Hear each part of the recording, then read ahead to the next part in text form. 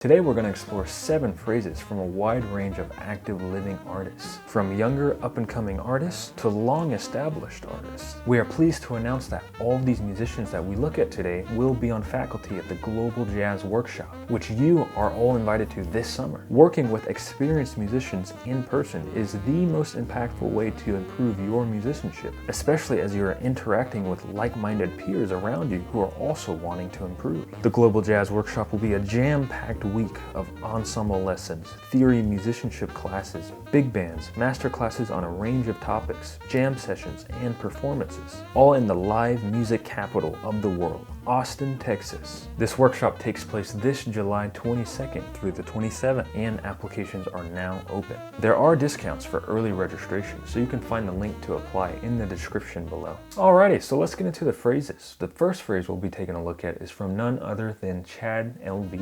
Chad L.B. is an internationally renowned saxophonist who's featured on 2 Grammy-winning albums and will be this year's artistic director of the Global Jazz Workshop. So let's go ahead and take a look at a segment of his solo over the tune Strap Hangin'.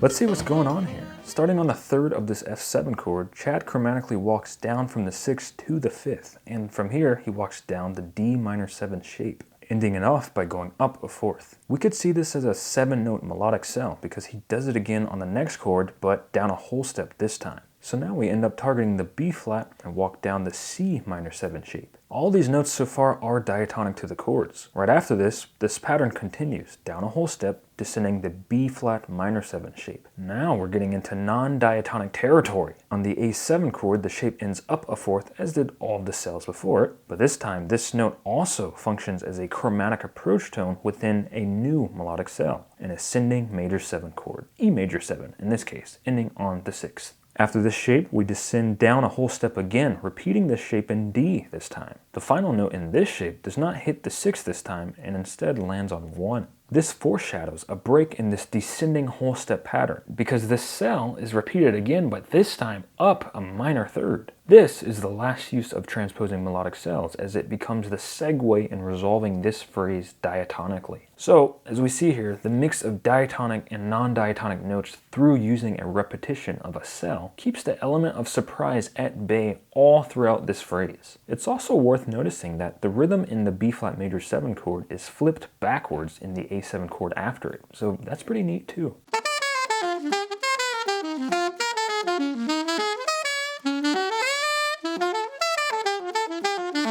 Amazing lines. Can't wait to work with them this summer in the workshop. The next phrase we'll take a look at comes from the great trombonist Andre Hayward, who has performed internationally and recorded with jazz legends like Roy Hargrove and Betty Carter, and iconic ensembles like the Jazz at Lincoln Center Orchestra, SF Jazz Collective, and the Clayton Hamilton Jazz Orchestra. Let's dive into a segment of one of his solos over rhythm changes.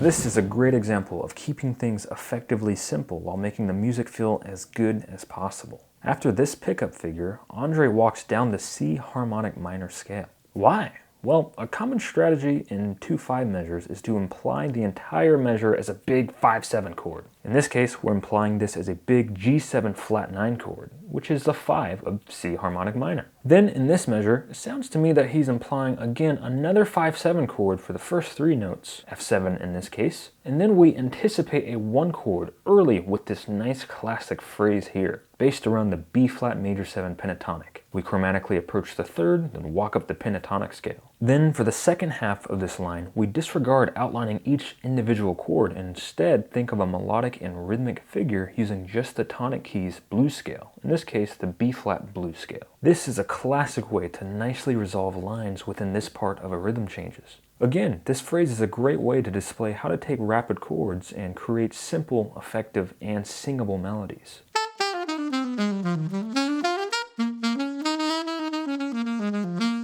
Andre has held numerous professorships at prestigious institutions, and he currently teaches at the San Francisco Conservatory of Music. We are very excited that Andre will be joining us as faculty at the Global Jazz Workshop. Awesome. So the next phrase we'll take a look at comes from the Armenian pianist Leah Grigorian. She is a graduate of the Amsterdam Conservatory who has performed internationally with acclaimed artists including Dick Oates, John Clayton, Chad Albee, and Theo Crocker. Grigorian was also a semi-finalist in the prestigious Thelonious Monk Institute of Jazz International Piano Competition. Let's take a listen at this interesting line that she plays over the great standard Blues for Alice.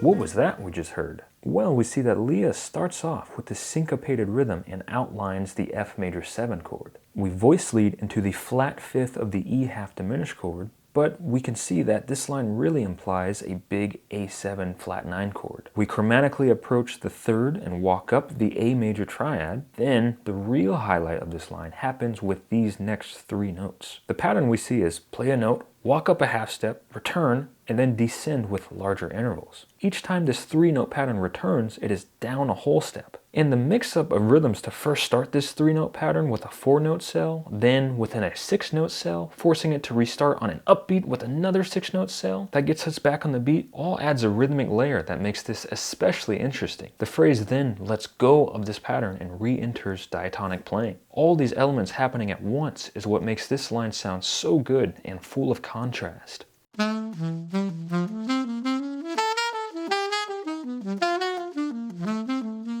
We are grateful for Leah to be joining us as faculty at the Global Jazz Workshop. So the next phrase we'll explore comes from the incredible bassist Russell Hall, who is world-renowned for performing with jazz legends like Wayne Shorter, Branford Marsalis, and Roy Hargrove, as well as for making frequent performances on The Late Show with Stephen Colbert and the popular YouTube series Live at Emmett's Place with Emmett Cohen. Let's check out this really cool way he opened up his solo for the tune Gut Bucket.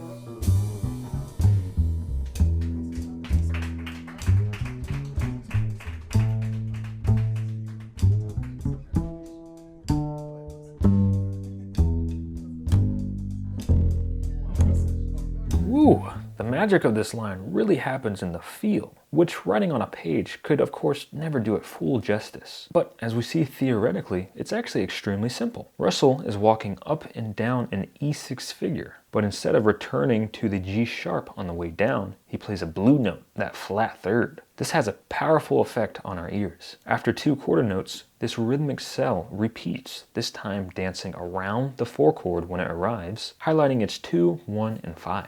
After the cell finishes, he anticipates the E7 chord early, playing the first notes he did in the beginning, but now we get a simple yet extremely effective rhythmic variation. All quarter notes descending till we reach down 2 octaves. Again, we have a powerful use of the blue note here. Overall, this combination of using repeated rhythmic cells with impeccable time feel, paired with historical blues figures, makes this line sound and feel so good.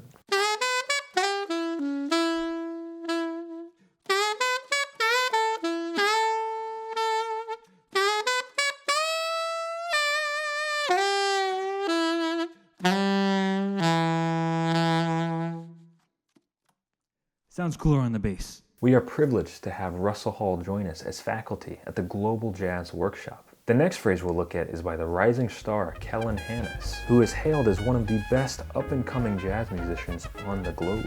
Hannis is on her senior year at the prestigious Manhattan School of Music, and she's already amassed millions of views through social media at just 22 years old. Let's hear a segment of what she plays over a tune called Candy.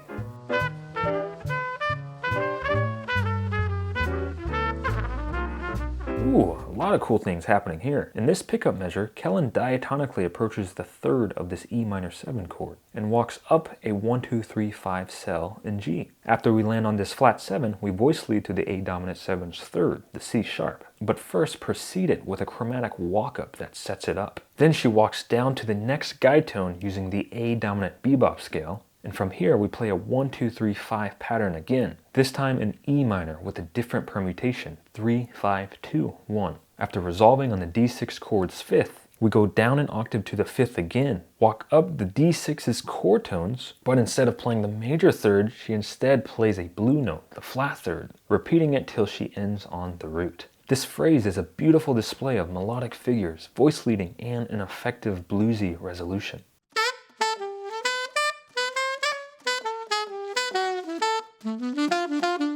We are pleased to have Kellen join us as the youngest faculty member of the Global Jazz Workshop. The next phrase we'll check out is from the highly acclaimed Mike Moreno, one of the world's most prolific modern jazz guitarists. Mike has recorded on 3 Grammy-nominated albums and has toured extensively with renowned artists like Josh Redman, Nicholas Payton, Robert Glasper, and more. Let's take a look at a phrase that he plays over the tune Confirmation.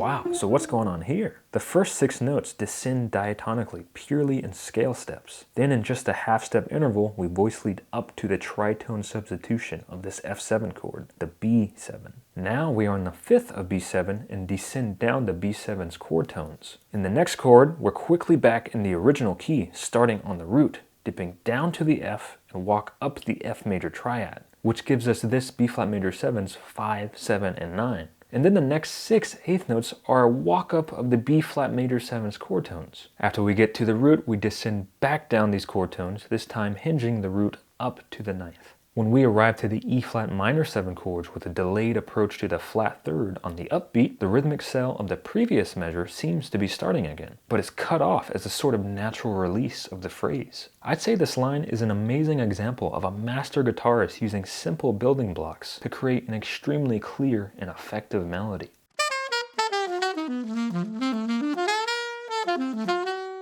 We are absolutely thrilled that Mike Moreno is joining us as faculty at the Global Jazz Workshop.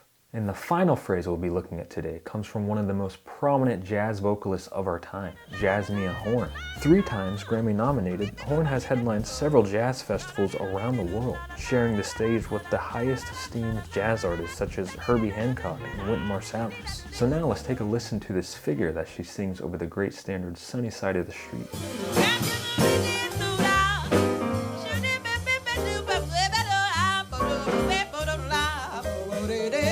It doesn't get more melodic than this. She unified all the chords in this phrase by just one simple concept, the good old E flat major scale. This first figure here is a rhythmic melody highlighting the 5th and then 3rd of E flat major. Then in just scale steps, we walk up and down the scale till we drop with a larger interval to this B flat here and decorate the sound of E flat 6 with swinging eighth notes and triplets. Then she chromatically approaches the 3rd of F7 and ends the phrase on flat 7, clearly outlining this chord's guide tones. This is a wonderful display of how aiming to outline each individual chord's chord tones is not always necessary, and sometimes the most effective thing to do is make a nice singable melody with just the tonic scale. This way we can allow for rhythm and feel to really come onto the forefront of the listener's attention.